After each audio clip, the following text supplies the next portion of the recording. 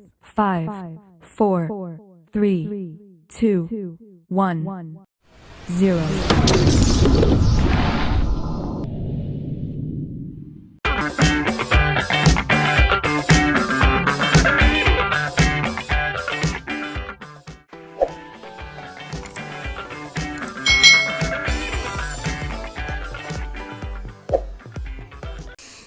Hai, selamat datang di channel YouTube Kak Citra. Apa kabar adik-adik semuanya? Kak Citra berharap kalian dalam keadaan yang baik, sehat, dan siap untuk belajar ya. Hari ini kita akan belajar bersama-sama untuk mata pelajaran tematik kelas 4. Kita belajar di tema 9, Kayanya Negeriku, subtema 2, Pemanfaatan Kekayaan Alam di Indonesia, pembelajaran yang pertama.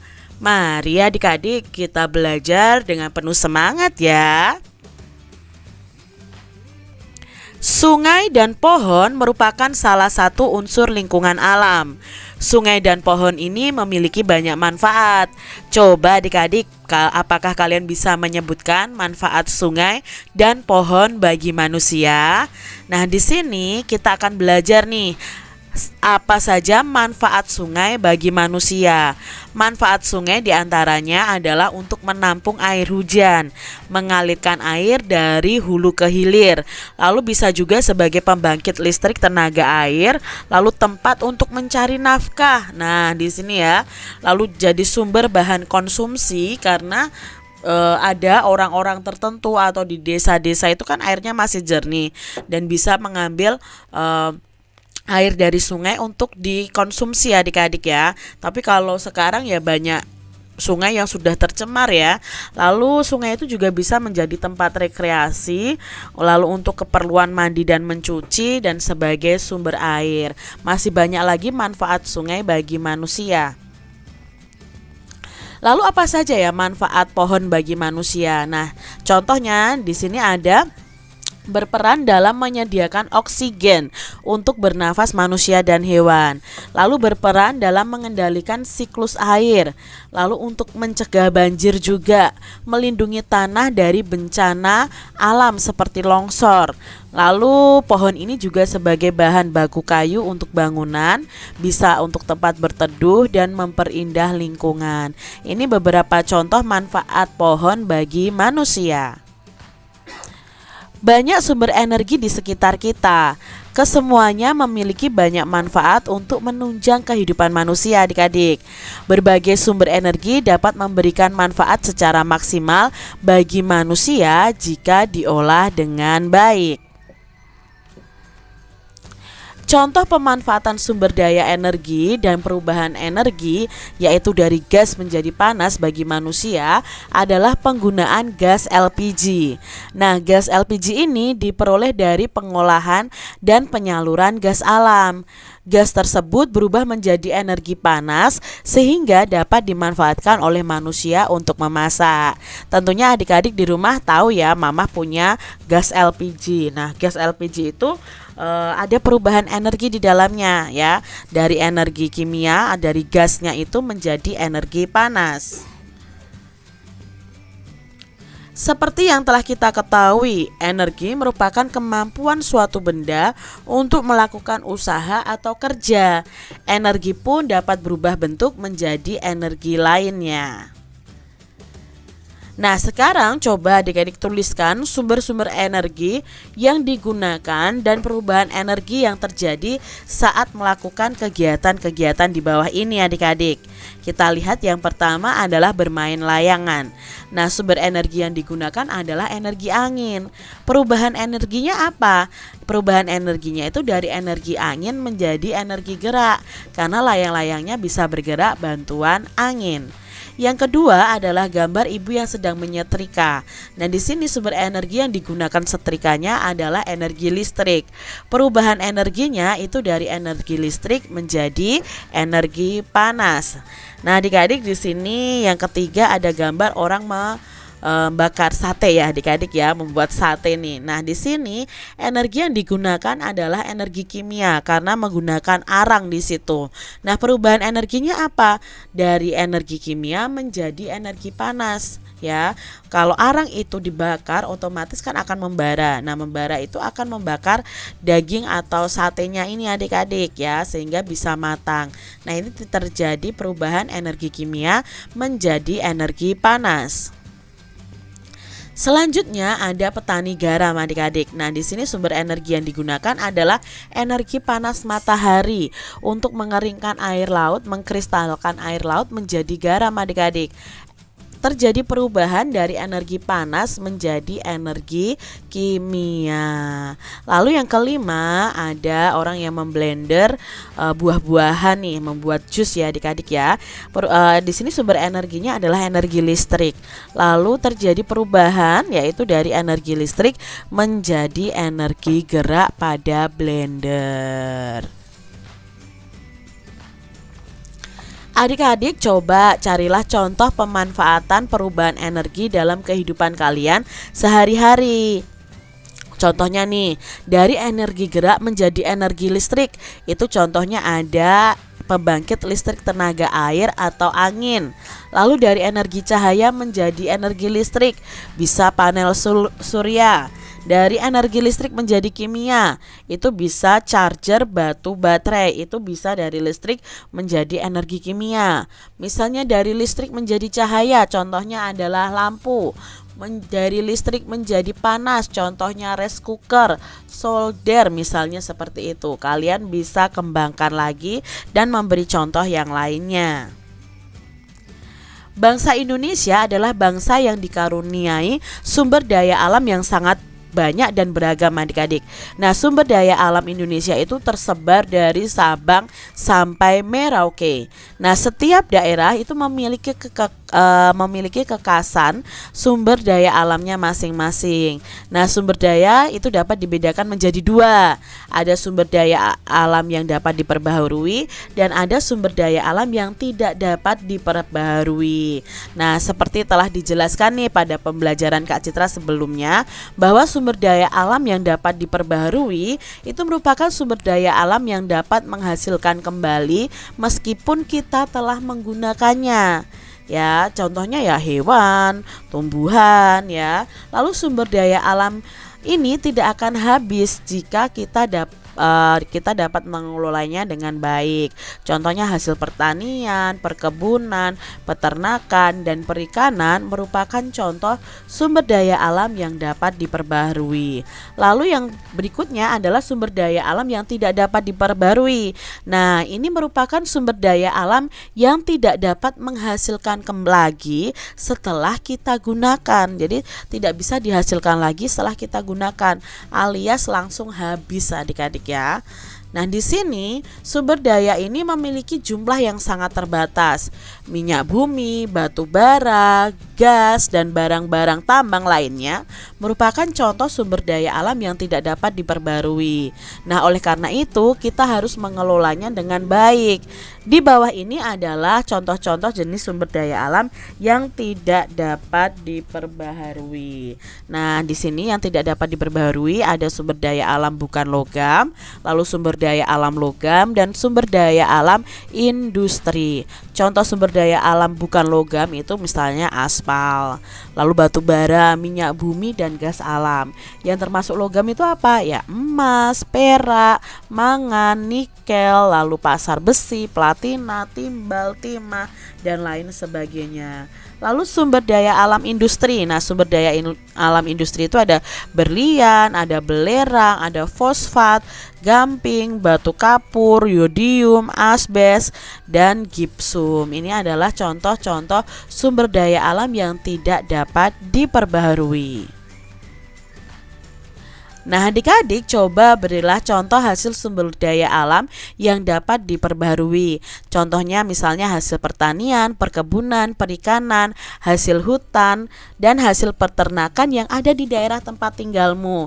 Bisa di kota atau di kabupaten atau di provinsi kalian. Kalian bisa tuliskan pada tabel seperti contoh dari Kak Citra ini. Nah, misalnya ya, di sini Kak Citra cantumkan hasil pertaniannya apa? Oh, misalnya ada padi, jagung, kacang kedelai, kubis, cabai, dan lain sebagainya.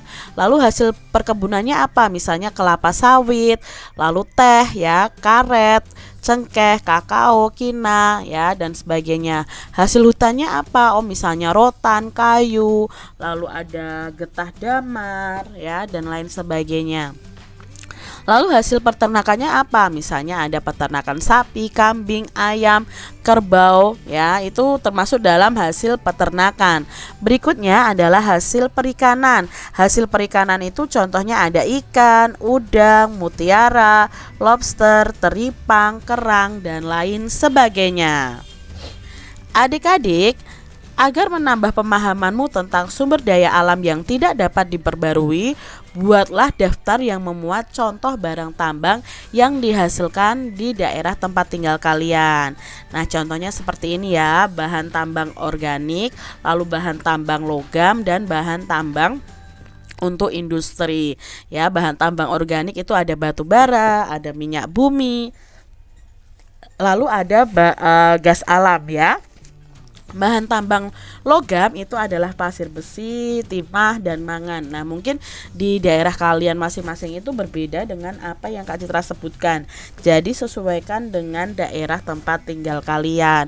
Lalu bahan tambang untuk industri itu adalah misalnya batu gamping, batu kapur, dan fosfat. Agar lebih memahami tentang persebaran sumber daya alam, coba amati peta dari persebaran sumber daya alam berikut ini adik-adik. Nah, ini adalah peta Indonesia. Di sini ada persebaran sumber daya alam. Misalnya ya, kalau yang legenda ya, kalian lihat di legenda itu ada gambar kelapa. Ini berarti penghasil kelapa nih di Indonesia. Lalu kalau seperti ini sawit ya, seperti ini cengkeh. Lalu ikan tuna, jagung, rumput laut, dan kopi.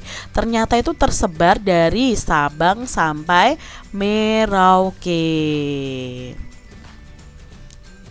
Negara kita itu dikenal sebagai penghasil barang-barang tambang adik-adik. Minyak bumi, gas alam, tembaga, dan emas merupakan sebagian dari hasil kekayaan alam kita. Setelah diolah, barang-barang tersebut dimanfaatkan untuk membiayai pembangunan.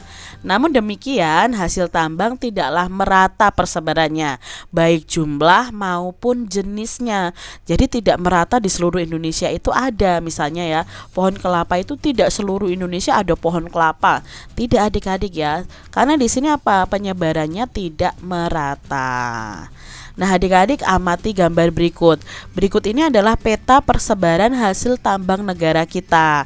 Nah, kalian bisa lihat dulu di legenda. Oh, kalau hijau seperti ini aluminium. Lalu ada asbes ya. Ini ternyata hasil tambang kita itu sangat banyak loh adik-adik ya. Dari Sabang juga sampai Merauke ya. Banyak sekali dan penyebarannya juga tidak merata. Contohnya misalnya ya, ini di Cilacap, di Cepu ya.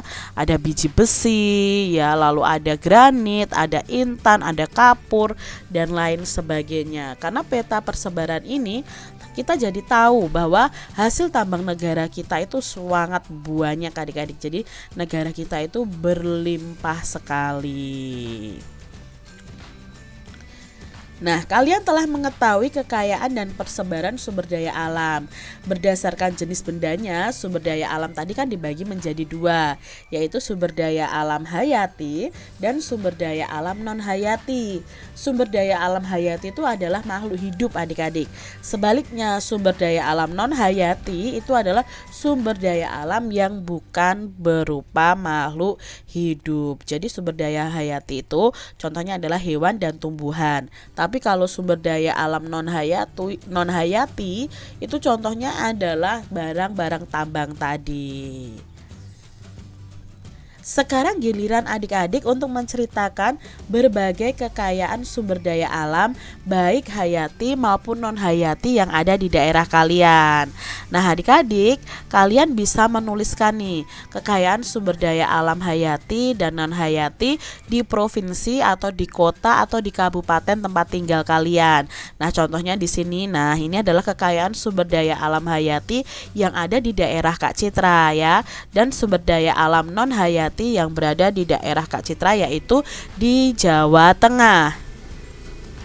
Berikutnya ini adalah kekayaan atau sumber daya alam hayati di desa kalian atau di sekitar rumah atau tempat tinggal kalian, dan kekayaan sumber daya alam non hayati yang ada di sekitar kalian.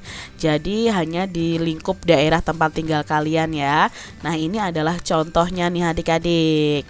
Sesuaikan dengan tempat tinggal kalian. Sumber daya alam itu sebagai modal pembangunan.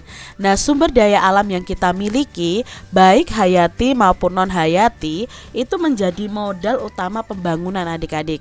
Selain dari pajak, modal utama pembangunan juga berasal dari penjualan sumber daya alam. Misalnya bahan-bahan tambang dan hasil pertanian yang dijual atau diekspor ke negara lain. Nah, dari situlah kita mendapatkan uang untuk membiayai pembangunan. Banyak sekali sumber daya alam yang dimanfaatkan untuk kegiatan ekonomi. Beberapa yang dimanfaatkan untuk kegiatan ekonomi itu misalnya hasil pertanian, hasil perkebunan, perikanan, peternakan, dan pertambangan. Salah satu sumber daya alam yang kita miliki itu berupa kelapa sawit. Nah, kelapa sawit ini dapat dimanfaatkan untuk membuat minyak goreng adik-adik. Lalu bisa juga untuk membuat margarin dan bahan baku sabun. Pemanfaatan kelapa sawit itu menjadi beberapa produk tersebut merupakan usaha pemanfaatan sumber daya alam untuk kegiatan ekonomi. Nah, masih banyak contoh lain tentang pemanfaatan sumber daya alam dalam kegiatan ekonomi.